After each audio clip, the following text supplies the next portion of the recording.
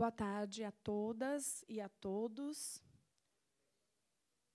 Eu gostaria de dar início, então, ao seminário O Samba na Cidade, que parte, né, de uma parceria entre a Universidade Estadual Paulista e a comunidade de Bauru.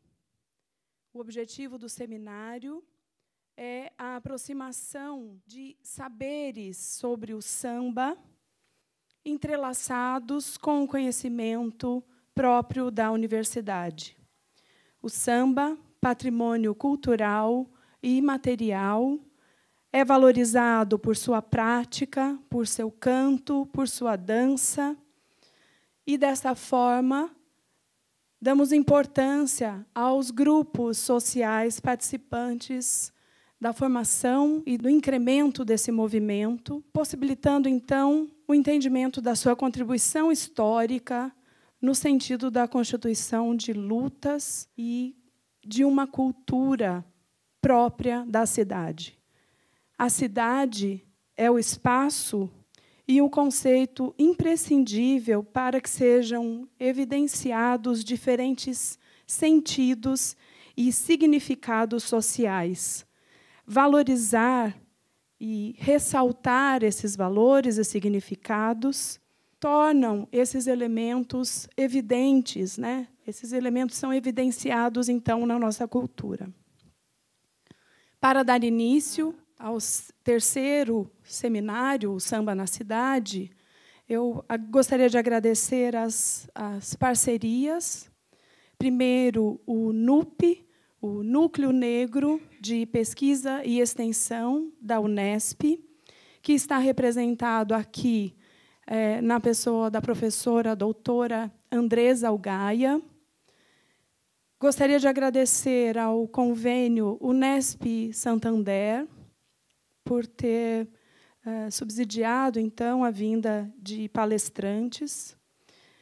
Gostaria de agradecer ao Marcos Abrão Gilberto, representante da ASTEC, Associação dos Sambistas, Terreiros e Comunidades de São Paulo.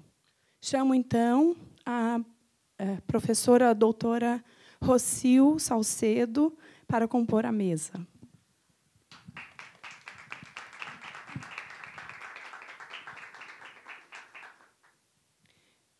Eu gostaria de chamar também o professor Paulo Maceran.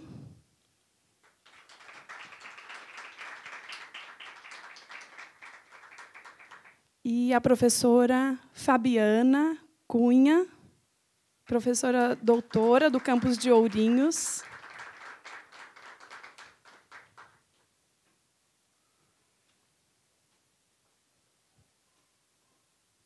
Eu passo a palavra, então, à professora Rocio para fazer a abertura do evento.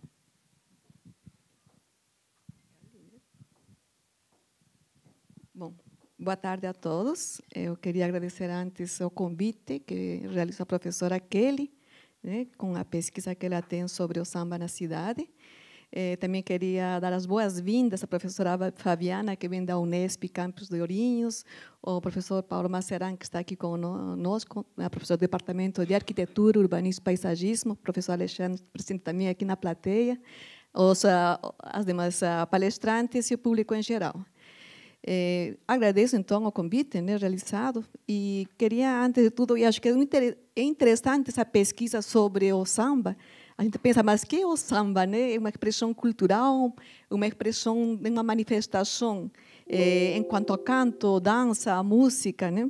Então, o samba é uma expressão cultural que reúne pessoas de vários gêneros, idades e grupos sociais.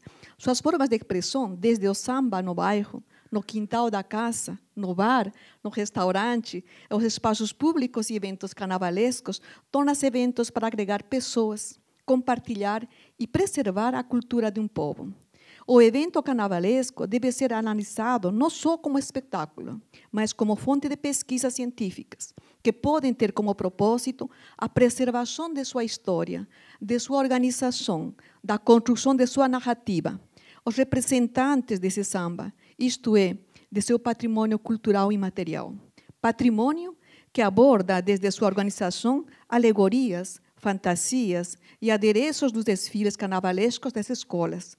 O samba também como indústria carnavalesca, que engloba a produção das fantasias, dos carros alegóricos, dos arranjos musicais, as narrativas.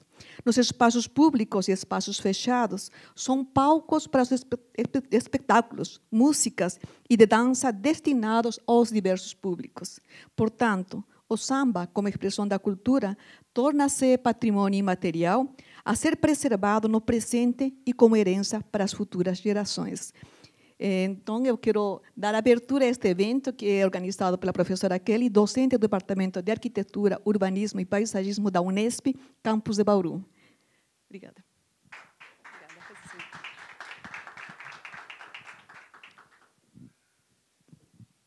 Passo a palavra agora ao professor Paulo Maceran, professor do Departamento de Arquitetura. Boa tarde a todos. Eu vou fazer uma fala rápida para começar a contextualizar algumas coisas sobre o nosso samba, né? O samba na cidade, o samba que se faz em São Paulo também, e um pouco das suas origens. E, para isso, eu vou lembrar um pouquinho do Mário de Andrade, que foi um intelectual, grande intelectual brasileiro, né, que eu estudei no meu doutorado. Então, eu tenho algumas coisas, né, levantadas sobre esse período em que ele se dedicou ao recolhimento de manifestações folclóricas do Brasil. E ele tem um texto, que é o Samba Rural Paulista, que é bastante famoso, que ele escreveu, se não me engano, em 36 ou 37, né, não me recordo bem, mas que foi um momento onde ele colocou algumas anotações que ele tinha, né, e ainda se punindo pela falta de critério científico para fazer aquela recolha, né, dos eventos e manifestações que ele vai se referir naquele texto, mas que, por incrível que pareça, né, acabou se tornando um dos poucos textos que nós temos que falam um pouco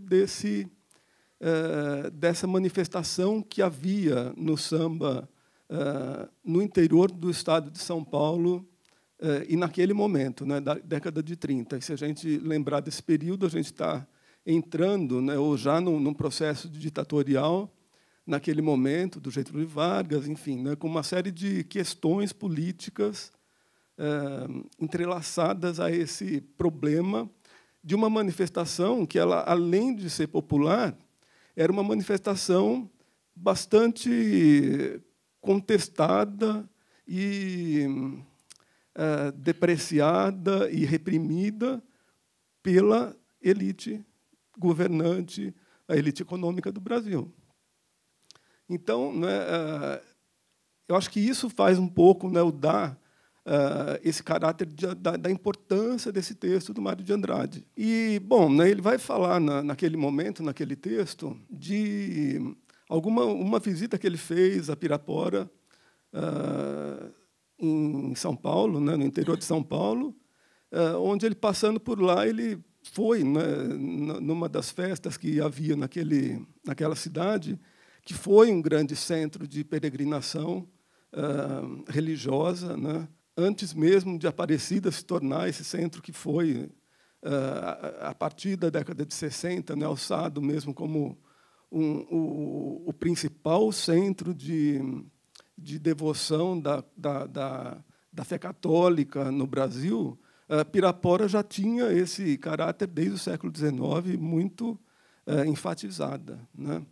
E ali, então, Pirapora reunia esses devotos todos que vinham de várias regiões do interior do estado de São Paulo, e, inevitavelmente, né, nos dias de festa, eram os dias de manifestações populares, manifestações folclóricas, né, de uma série de eventos, né, que se realizavam, entremeando esse caráter religioso e profano, né,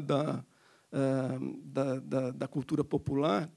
E foi num desses momentos que o Mário de Andrade foi para a cidade, se deparou com aquela manifestação, que era um samba muito bem jogado, e aí ele começou, né, a se debruçar. Ele já tinha visto algumas manifestações na cidade de São Paulo, nos carnavais de 31 ou 33, alguma coisa por aí. E ele já havia, então, dedicado algumas linhas, né, sobre esses eventos que ele havia participado. E ele faz lá um conjunto de anotações que é bastante interessante, porque ele tenta, né, dar um corpo científico, né, para aquelas anotações, e onde ele vai descrever a coreografia, vai descrever principalmente, tentar, né, anotar para ter uma descrição científica das melodias que eram cantadas e dos textos que eram cantados também.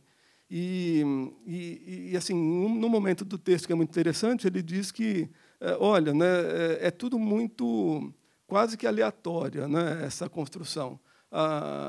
O texto ele não tem meio que uma sequência padronizada, não tem uma sequência mais pré-definida. Da mesma forma, a melodia, né, ela é lançada naquele momento e é meio que discutida por todos que compõem aquela roda, mas a única coisa que se mantém é o ritmo. Né? O ritmo ele é seguro, né? E é infernal para ele, né? Porque era um barulhão, né, que encobria o texto, encobria a melodia muitas vezes. Mas esse fato ele é muito interessante nessa notação, de fato, né? Porque o ritmo ele é o fato marcante do samba paulista, né? E principalmente a forma do jogo que se estabelecia, né, como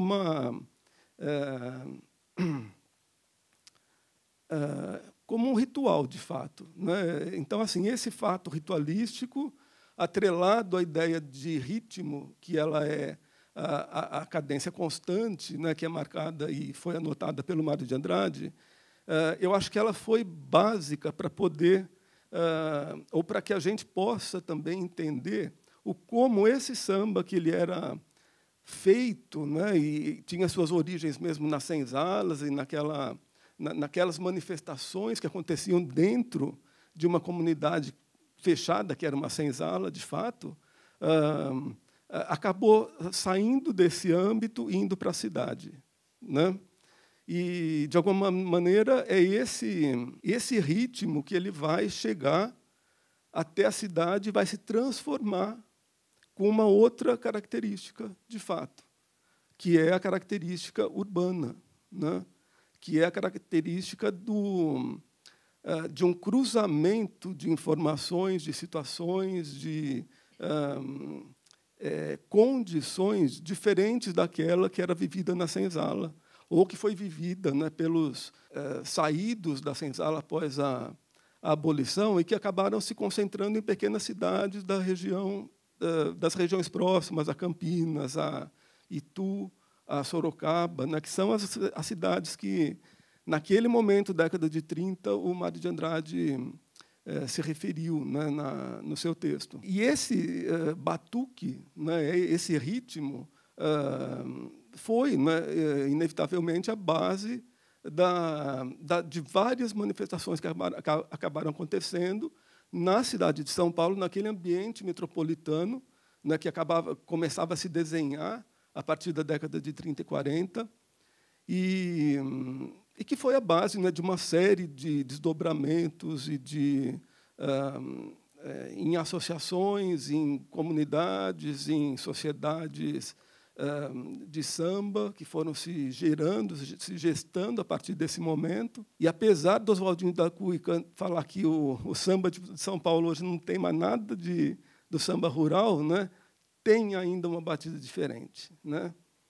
Por mais carioca que tente ser, por mais universal que tente ser, né, existe alguma coisa ainda de diferente, principalmente nas escolas de maior tradição e de maior participação das comunidades.